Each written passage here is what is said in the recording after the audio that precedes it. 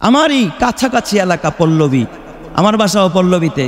এই পল্লবীর পাশাপাশি এলাকায় এই যে গতকাল সকাল 10টায় এক বেচারা, সে নাইট কর্মী আর কি, গার্ড, সিকিউরিটি গার্ড, সে রাতের বেলায় নাইট ডিউটি করেছে, সকালবেলায় বাসায় এসেছে, নিজের হাতে ঠান্ডা মাথায় নিজের ফুটফুটে চাঁদের মতো দুইটা ছেলে, চাঁদের মতো, একটা ছেলের বয়স হলো 7 বছর, আরেকটার বয়স 4 বছর, দুইটা ছেলেকে একেবারে বুঝে শুনে স্বেচ্ছায় সজ্ঞানে নিজের হাতে জবাই করে দিয়েছে।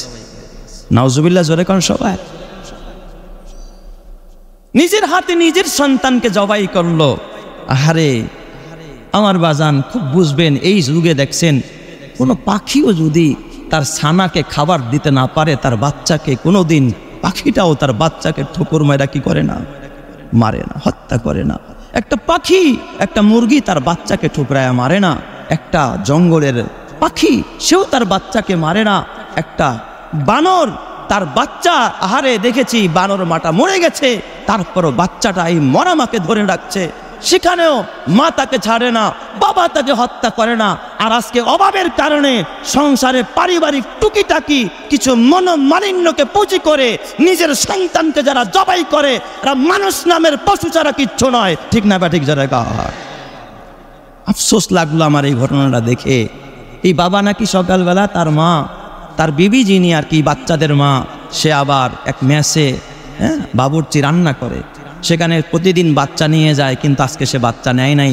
স্বামীকে বলছে আজকে খুব বেশি ঝামেলা কাজের, তো তুমি একটু বাসায় আছো, তুমি তোমার কাছে রাখো। বাচ্চা দুইটা রাখছে। প্রত্যক্ষদর্শীরা বলছে এ নাকি সকালবেলায় এই বাচ্চাদের জন্য চিপসও কিনে দিয়েছে, আবার জুসও কিনে দিয়েছে। মায়াও আছে না নাই যেরকম। একজন পিতা যত বড় হিংস্র হোক, যত বড় খারাপ হোক, সন্তানের প্রতি পিতা মাতার মায়া এবং দরদ এবং মমতা এবং ভালোবাসা অন্য মানুষের চাইতে কম না বেশি? আরো জোরে বলেন, কম না বেশি? আমরা তো সব সময় বলি যে পিতামাতার হক সম্পর্কে কথা বলি, যে সন্তান যেন পিতামাতার হক আদায় করে। একজন পিতামাতাকেও সন্তানের হক আদায় করার দরকার আছে না নাই? এই বাবা হয়তোবা সে হতাশাগ্রস্ত, হয়তোবা সে ডিপ্রেশনে ভুগতেছে, হয়তোবা সে বিভিন্ন ঋণের বোঝা তার মাথায়, হয়তোবা পারিবারিকভাবে সে কিছুটা বিভিন্ন ধরনের চাপের মধ্যে মানসিক এবং শারীরিকভাবে ক্ষতিগ্রস্ত হতে পারে। তাই বলে তো নিজের সন্তানকে জবাই করতে পারে না। তার পাশেই তার শ্বশুর আব্বা, বাচ্চাদের নানা, সে অসুস্থ রোগী, বেডে শোয়া। পাশের রুমে সে শুনতেছিল যে কানে আওয়াজ আসতেছে, বাবা আর মাইরো না, বাবা মাইরো না, বাবা মাইরো না। এই কথাগুলো তার কানে যাচ্ছিল। তারপরে পাষণ্ড বাবা এই সন্তানদেরকে, তার শরীর হাত থেকে সন্তানদেরকে কি করে নাই, রেহাই দেয় নাই, বাচ্চাদেরকে শহীদ করে দিয়েছে। আপনারা বলেন, যারা এই পৃথিবীতে মানুষ খুন করে, সে যেই হোক না কেন, আল্লাহ তাআলা কোরআনে বলে ওমাইয়াকতুল মুমিনান মুতাআম্মিদান ফাজাযাউহু জাহান্নাম, যে ইচ্ছা করে কোনো মানুষকে খুন করলো, তার স্থান হবে, জোরে বলেন, তার স্থান কি? জাহান্নাম। সে জাহান্নামে যাবে। তবে পৃথিবীর দুনিয়ার শরীয়ত বলে, তবে এই বাবাকে প্রকাশ্যে কোনো হাত লাগানো যাবে না, যেহেতু সে বাবা। ইসলাম বাবাকে কতটা ছাড় দিয়েছে। কিন্তু এ যুবক ভাই, এ বুড়ো বাবা, এই লোক তো ডিপ্রেশনে ভুগে, হয়তো সন্তান খুন করল, তুমি তারও বড় ডাকাত। তুমি সন্তানকে দিন না শিখায়া সন্তানরে জবাই করছো। তুমি সন্তানরে কোরআন না শিখায়া তুমিও সন্তানরে কি করছো? জবাই করছো। ওরটা তো চোখে দেখা যায়, তোমারটা দেখা যায় না। অক্সফোর্ড বিশ্ববিদ্যালয়ে পড়ুয়া সন্তান, বাবার জানাজা আমি ইমামতি করলাম, নামাজ শেষে দেখি সন্তান কাঁদে। ওই জায়গার মধ্যে কিছু এলাকাবাসী জড়ো হয়ে বলে, বাবা কাঁদো কেন? তোমার বাবা মারা গেছে, আমরাও তো আছি তোমার পাশে, সমস্যা নাই, চিন্তা করো না। ছেলেটা ডাক দিয়া বলে, আঙ্কেলরা, বাবা মারা গেছে, এই জন্য আমি এখন কাঁদি না। কয়, তাহলে এই মুহূর্তে তুমি কেন কাঁদতেছো বলো? আমার বাবা আমাদের দেশের সব কলেজ, ভার্সিটি, বিশ্ববিদ্যালয় সব জায়গায় আমারে ঘুরাইছে। আমার বাবা অক্সফোর্ড বিশ্ববিদ্যালয় পর্যন্ত আমারে পড়াইছে। আমার পিছনের লক্ষ লক্ষ কোটি কোটি টাকা আমার বাবা খরচ করছে। কিন্তু আমার বাবাই মারা গেল। ওস্তাদ, আপনি যে আল্লাহু আকবার বললেন, এই হাত বাইন্দা যে কি পড়তে হয়, আমার বাবার দুনিয়ার সব শিখাইলো। বিদায় কালে আমার বাবার দোয়াটাও আমি পুরা বাবারে বিদায় দিতে পারলাম না। আমি তো জানাজার দোয়াটাও জানি না, আমার বাবা আমারে শিখায় না। এই দুঃখে আমি কাঁদি। ও বাবা, তোমার ওসি সাহেব সন্তান, তোমার ডিসি সাহেব সন্তান, তোমার ডিআইজি সাহেব তোমার সন্তান, এমপি সাহেব তোমার সন্তান, মন্ত্রী সাহেব তোমার সন্তান। তোমার মৃত্যুর পরে তোমার কবরের পাশে যায় যদি বলে আমি ডিআইজি, আমি ডিস্ট্রিক্ট অফিসার, আমি ওসি স্যার, আমি অমুক স্যার তমুক স্যার, বলো কি পরিমাণ ফায়দা হবে? কোনো ফায়দা হবে না। অথচ কোরআনের হাফেজ যদি সূরা ইয়াসিন পইরা হাতটা তুইলা যদি রব্বির হামহুমা কামা রব্বায়ানি সগীরা বলে দুটা চোখের পানি ফালায়, চোখের পানি নাকের ডোগায় আসতে দেরি হবে, আল্লাহ পিতা মাতার কবর আযাব মাফ করতে একটা সেকেন্ড দেরি করবে না। আলে মেরি মাতা পিতা বড় ভাগ্যবান, রোজ হাসরে মাথায় হবে তাজ পরিধান। হাসরেরই কঠিন মাঠে হবে হাহাকার, সেই মুহূর্তে দেখবে সবাই কিনা চমৎকার।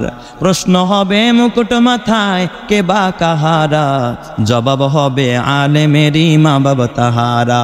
সেই মুকুটের জ্যোতি হবে সূর্য থেকেও অধিক, যদিও তাহা এই দুনিয়ার ঘরে করে ঠিক। ওই সমস্ত মাতা পিতা বড় ভাগ্যবান, এই জগতে নেই কেহ হয় তাদেরই সমান। এই জগতে সবার ঊর্ধ্বে এলেমের ঈমান, ওই এলেমকে যাকে খুশি আল্লাহ করেন দান।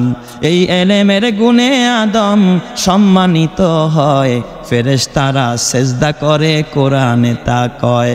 এই জগতে যাদের সিনায় দ্বীনি এলেম নাই, তাদের মতো হতভাগা আর তো কেহ নাই। এবার ঠিক জোরে কর এ আমার বাবা। তাই বলে আমি জেনারেল শিক্ষার বিরোধী না। ও বাবা, সন্তানকে জেনারেল শিক্ষায় শিক্ষিত করো, কিন্তু কোরআনটা শিখাইও, নামাজটা শিখাইও, জানাজাটা শিখাইও, সূরা ফাতিহাটা ভালো করে শুদ্ধ করে শিখাইও, 4-5টা সূরা শিখাইও, যেন তোমার সন্তানটা নামাজি হয়ে যায়। তোমার মৃত্যুর পরে যেন সে দোয়া করতে পারে, তোমার জন্য কিছু পাঠাইতে পারে। এ আমার বাবা, হাতে পায়ে ধরে বলি, খবরদার খবরদার। তোমার সন্তান দুনিয়ায় কত কিছু করলো, কত কিছু সন্তানের জন্য তুমি করলা। বিশ্ববিদ্যালয়ে তোমার সন্তান পড়ে, তার জন্য পালসার গাড়ি কিনলা, তার জন্য মাসে মাসে 20,000 টাকা খরচ করলা। কিন্তু আমাদের সমাজের কিছু কপাল পোড়া এমন মুসলমান আছে, ছেলেটাই যখন মাদ্রাসায় পড়ে মাস শেষে যদি যায়, আব্বু 500 টাকা বেতন হুজুরে দিতে কইছে। কয় কি রে, হুজুরের গলা শুকায় গেছে নাকি, খালিটা হাসায়, কথা কয় না। এই কথা যদি মাদ্রাসার বেলায় বলে, কয় গলা শুকায় গেছে নাকি, খালিটা হাসায়। অথচ ভার্সিটি পড়ুয়া ছেলে যদি কয় বাবা আগামী সেমিস্টার ফি দিতে হবে 20,000, কয় বাপ রাখ, টাকা নাই, একটু ওই ব্রাক অফিস থেকে টাকা কিস্তিতে আইন না তোরে দিতেছি। বাবা কিস্তি আইন না, তারা টাকা দেয়। বাবাই মনে করে ও বড় বড় আন্ডা খাওয়াইব, কিন্তু বাবা জানে না হইতে পারে এই সন্তানের কারণে জাহান্নামে জ্বলতে হবে, এটা বাবার জানা নাই।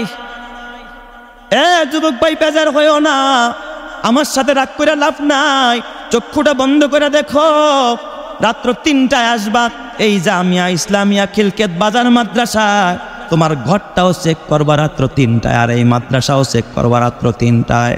হয়তো তোমার যুবক ছেলেটা, যুবতী মেয়েটা হয়তো তারা অনলাইনে পাইবা, নয়তো অফলাইনে পাইবা, হয়তো বা তারা বিভিন্ন গুণার মধ্যে চ্যাটিং এর মধ্যে পাইবা। কিন্তু মাদ্রাসা খিলকেতে এসে দেখো রাত্র 3টায় ঠান্ডা পানি দিয়ে অজু বানাইয়া তাহাজ্জুদের নামাজ পড়িরা এরপরে বাচ্চাগুলো কোরআন পড়তে থাকে। এই এলাকায় যত গুনাহ হয়, আযাব আসার কথা, ভূমিকম্প আসার কথা, আল্লাহ ডাক দিয়া কয় ফেরেশতারা, না না, খিলকাত বাজার মাদ্রাসায় দেখ কেমনে ছাত্ররা চোখের পানি ফালায় কাঁদতেছে, আমি ওদের বরকতে এলাকায় রহমত দিলাম। চিৎকার মেরে কন্যা আল্লাহু আকবার। আল্লাহ তুমি বুঝার তৌফিক দাও, জোরে কানা আমিন। অথচ বাবারা কত কষ্ট করে, থাকার জায়গা নাই, পড়ার জায়গা নাই, বসার জায়গা নাই। এক মশারিতে 40 জন ঘুমায়, হেফজখানায় একসাথে 40 জন এক মশারিতে ঘুমায়, কারো মাথা কারো পা, নিচে কোনো দামি কার্পেট নাই, দামি কোনো বিছানা নাই। অথচ আর কত সম্মান, রাস্তা দিয়া যখন হাঁটে লাল গালিচা নয়। আল্লাহ তারা ডাক দেখা ফেরেশতারা, তোদের যে নূরের ডানাগুলো আছে ওদের সম্মানের জন্য ওদের পায়ের নিচে বিছায়া দে। যুবক ভাই বলতে পারেন, হুজুর তারা মাদ্রাসায় দিলে কি লাভ? গুলশানে বাড়ি করতে পারবে না, উত্তরায় ফ্ল্যাট কিনতে পারবে না, আমার ছেলে ওসি সাহেব ডিসি সাহেব হয়ে সে তো গুলশানে বাড়ি করবে, বাড়ি দাঁড়ায় বাড়ি করবে, বেগম পাড়ায় বাড়ি করবে। আমি বলছি হয়তোবা তোমার ছেলে আরো বড় জায়গায় যাবে, কিন্তু জানো এই খিলকাত মাদ্রাসা ছাত্রদের সম্পর্ক আর বুকিং কোথায় চলতেছে তোমরা জানো না। আমার বাবা, এই পৃথিবীর ভিতরে একটা বড় ভবন আছে আমেরিকান নিউ ইয়র্কে, 110 তলা। ওই বিল্ডিংটার নাম হলো টুইন টাওয়ার। শুনছেন না আপনারা? গজব আসছে না একবার? খোদার গজব আসছিল এই বিল্ডিং এর উপরে। এর থেকে আরো একটা বড় বিল্ডিং আছে মালয়েশিয়ার কুয়ালালামপুর, 145 তলা। এটা আরো বড়। কত তলা? 145 তলা। এর থেকে আরো একটা বড় ভবন আছে, বড় বিল্ডিং আছে বাবা, দুবাইতে বুর্জে খলিফা, 165 তলা। পৃথিবীর সর্বোচ্চ ভবন হলো বুর্জে খলিফা দুবাইতে, 165 তলা।